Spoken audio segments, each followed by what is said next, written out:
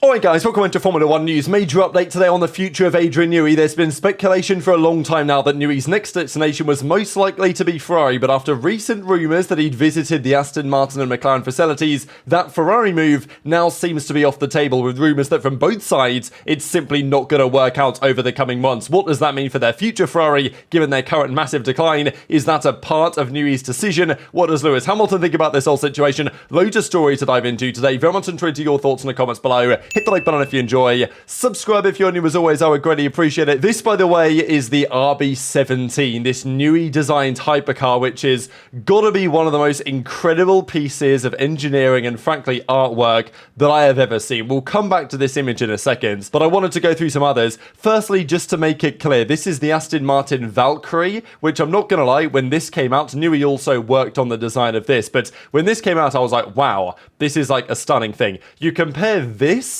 to this and you think, wow, this is a whole different dimension in terms of a hypercar design, and I'm sure in terms of lap time, the RB17 is going to blow everything on the planet out of the water, apart from basically an F1 car, and we'll get into that in the coming seconds. But, you know, these are just some images. It doesn't look anything crazy from the front, but when you see some of these shots, I mean, it's just absolutely spectacular, right? I knew he's talked about this car for a long time. This was effectively his final project for Red Bull before moving on to do something else.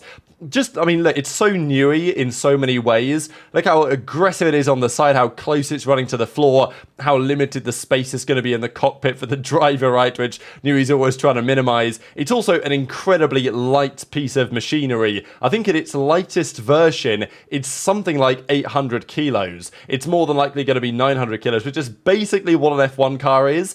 It's also massive as well. I don't think you really get the perspective here how big this car's going to be. It's, let's say, highly unlikely to be, well, it's not going to be road legal. Maybe it can be modified to be road legal, but you ain't driving it on there. I think there's 50 of these that are going to come out, and I think they've already basically been sold. I mean, look at this, like, diffuser thing.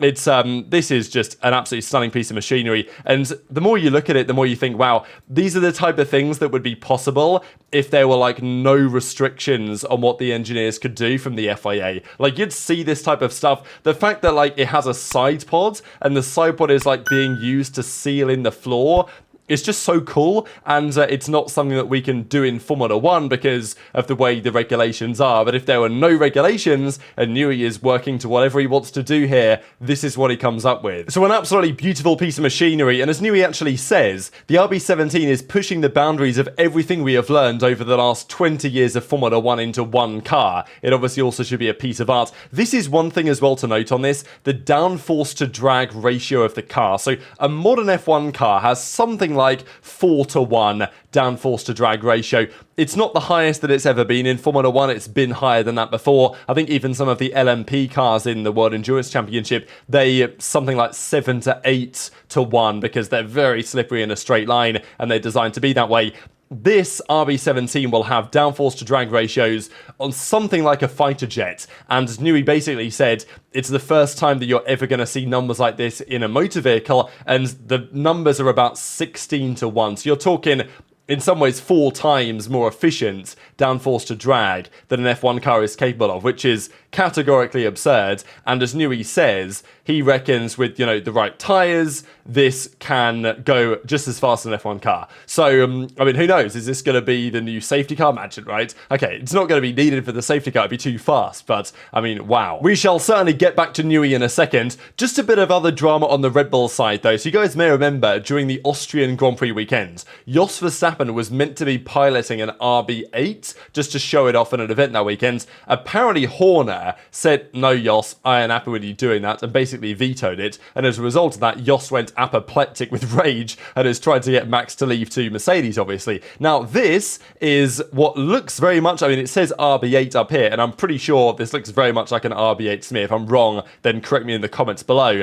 But anyway, Horner is meant to be driving this at Goodwood over the next couple of days. So it's funny how it works out, isn't it? Like, if I was Jos Verstappen, I'd be like, damn, are you serious? This guy's just blocked me from driving this legendary car in Austria. And maybe Horner's saying, oh, well, Jos, he never drove for us, and he's not obviously Formula 1 driver back in the day, but not anymore. And then Horner's going to get in the car and drive it instead. Wow, like, I could kind of see Jos's perspective on why he says he's done with Horner and he doesn't want anything to do with him ever again. And of course, that's part of the puzzle as to why maybe he's going to try and tempt Max to leave. Of course, Red Bull's situation from a driver perspective becomes rather challenging if they lose Max Verstappen, right? Okay, it's obviously difficult to lose the best driver in the sport, but it's not like they have a good second driver, right? In Mercedes' case, Hamilton goes, they've still got George Russell, right? Obviously, who's really informed driver this season, and they've got other drivers coming through as well that they can look to bring in. Red Bull, what do? Bit of a predicament if Max were to leave. Even Helmut Marko says, discussing the Gasly stint in the Red Bull a few years ago, and says when he was lapped in Budapest, he wanted a different suspension. This is Marko at his brutal best in some ways, laughing as he says this. He's not an engineer, he was just running out of excuses and simply couldn't accept that Max is just the faster guy. However, Marko also says quite a lot else on the Red Bull situation, such as the Sergio Perez thing, effectively confirming recent rumours that yes, congratulations Sergio, you got your 2-year contract extension taking you through to 2026, and who knows after that. But it probably ain't going to happen because Helmut Marko says during the summer break there will be an evaluation, and this has been the big rumour as of late, that effectively Checo's future depends on the next couple of rounds. He apparently needs to be within 100 points of Max Verstappen by Spa in order for the exit clause and the contract breaking clause not to potentially be able to be triggered. The issue that he has is that the current gap is something like, we can actually see it here, 130 odd points. We're talking 137 points. So he needs to close 37 points on Max in the next 2 rounds in order to ensure that he keeps his seats.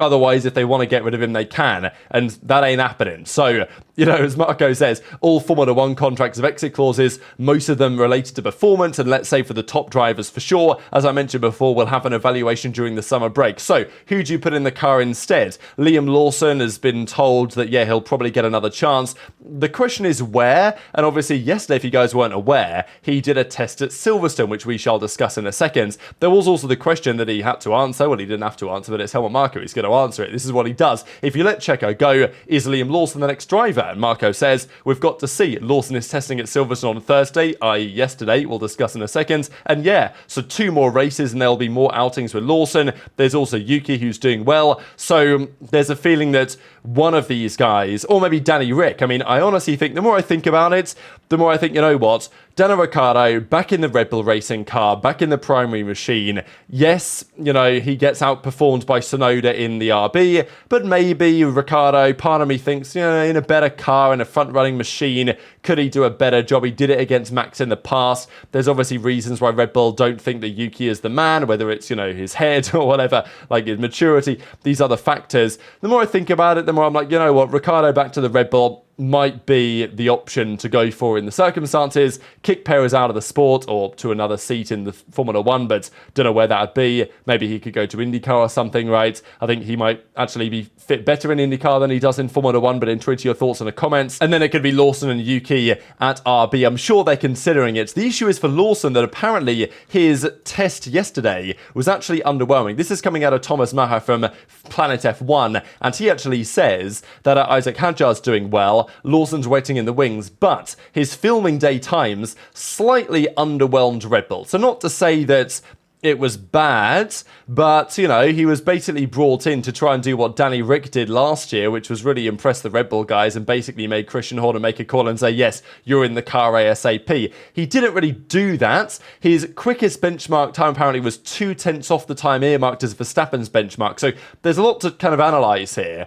Was it 2/10 off Verstappen's fastest time? Was it 2/10 off Verstappen's fastest time in qualifying, although he had a damaged floor? And there's so many variables, obviously, the conditions, the fact that the track is going to be rubbered in very differently, especially after the rain of the last few days, than they had on the weekends. So, look, they looked at Verstappen's times on the weekend. I'm sure they looked at Perez's times and they said, okay, hey, this is what we would kind of like expect you to do as Max's teammate, and this is the lap time that, you know, we're thinking about. And then Lawson did a lap time that was like 2/10 off of that at his best time. So, you know, not ideal, but probably better than Perez, right? Yeah, you might think. But intrigued to your thoughts on that. But it's not like Lawson's come in and done what Antonelli seems to do whenever he's in a Formula 1 machine, at least according to rumours and sources, which is basically to make there be absolutely no doubt that he's the man for the job. But yeah, so this was Lawson yesterday. It's only rumours anyway. Like, we don't actually know how he performed. But there was talk actually about Arvid Lindblad. So if you guys have been watching Formula 3,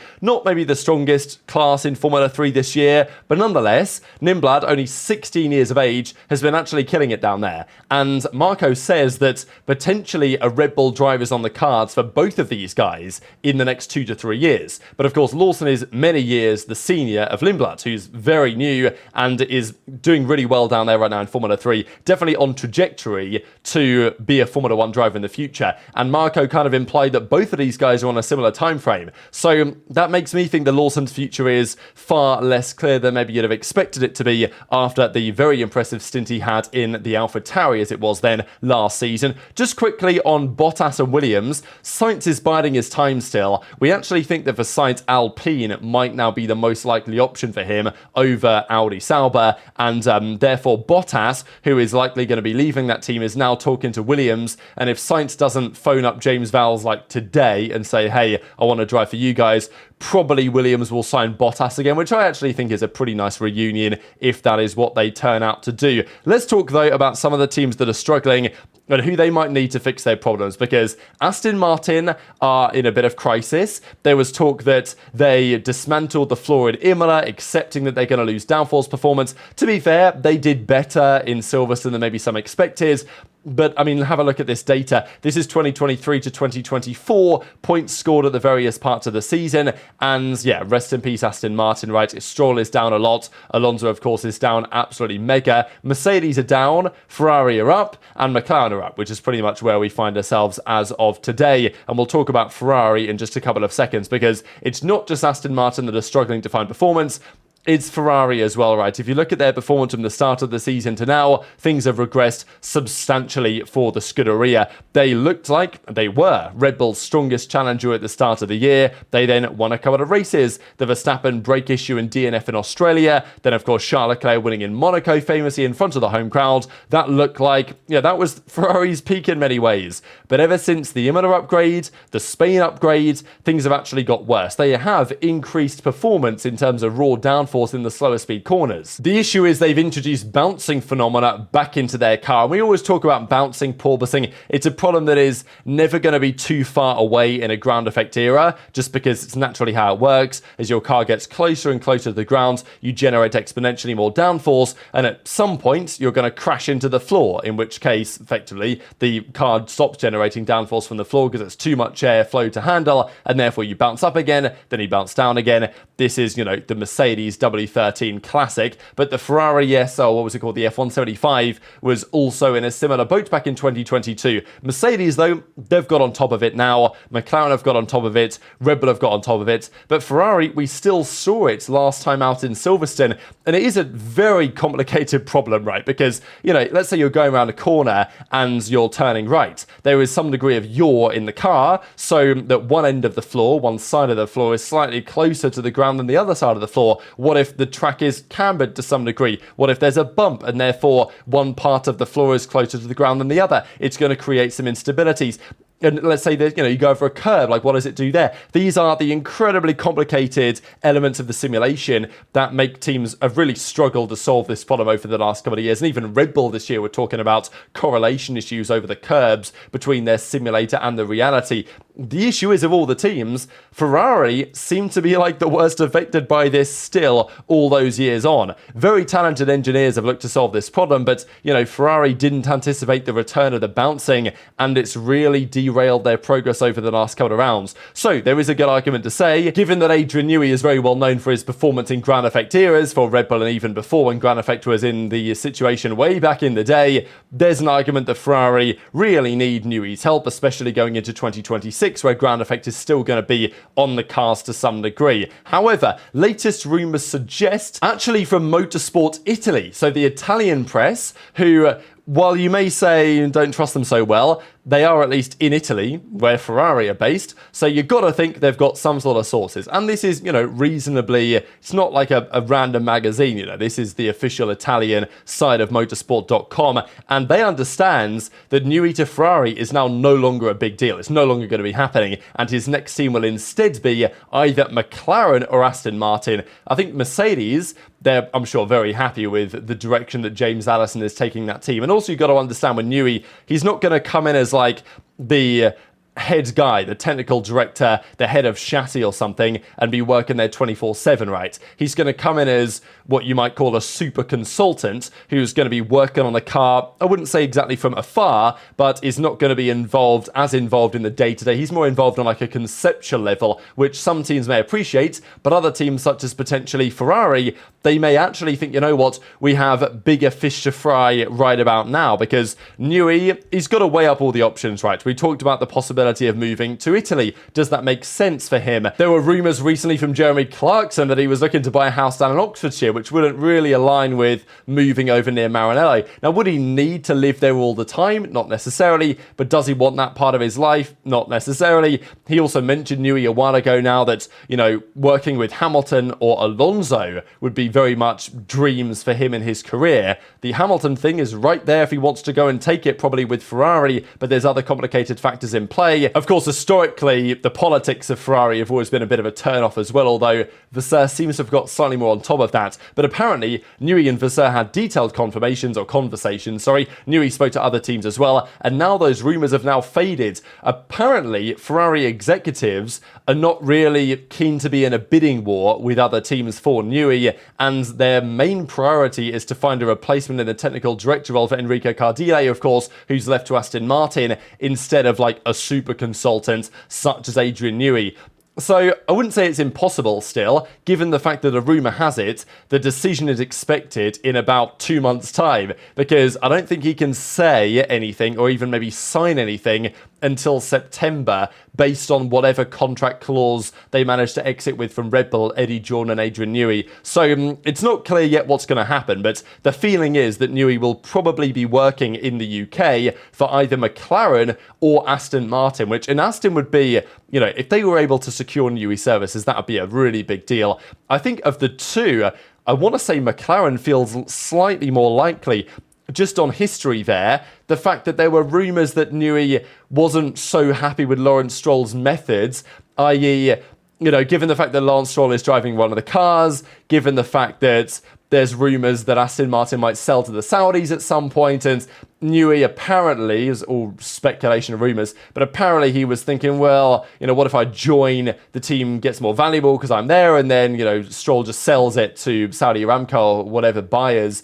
and then the team isn't quite the same. So I think McLaren, you know what you're getting, worked there in the past, and a potential return to McLaren to bring them back to the top step of the podium and winning championships again would be, in some ways, just as good a way to end his career as going to Ferrari and doing the same thing. I think, of course, for drivers like Hamilton and even engineers such as Newey, there is a real appeal about Ferrari, right? You want to go and drive or work for that team. You want to win championships for them. But if Newey thinks that eyeing up all the pros and the cons, McLaren or Aston makes the most sense. Williams, that's kind of died down to some degree. I think that realistically, this is Newey's last job in the sport. So, and the Williams progress to get them back to even being a contender is a lot more of a trek than it is for McLaren, maybe even Aston Martin to some degree, but they've got lots of reason to be optimistic with their new factory, their new wind tunnel, everything over the next couple of years, and loads of new hires as well. And I don't know if, this was any reason for Newey to feel this way, but it's got to be mentioned, right, that Ferrari on the recent have been on a decline.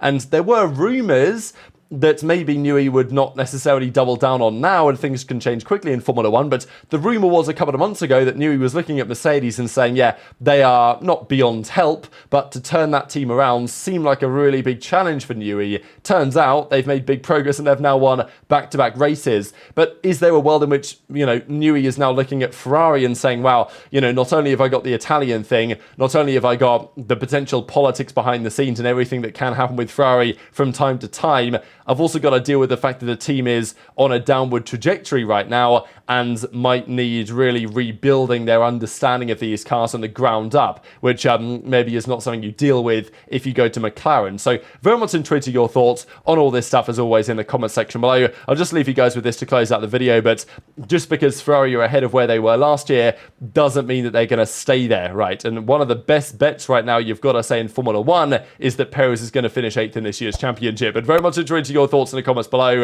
Hit the like button if you enjoyed, subscribe if you're new, take care, and I'll see you next time.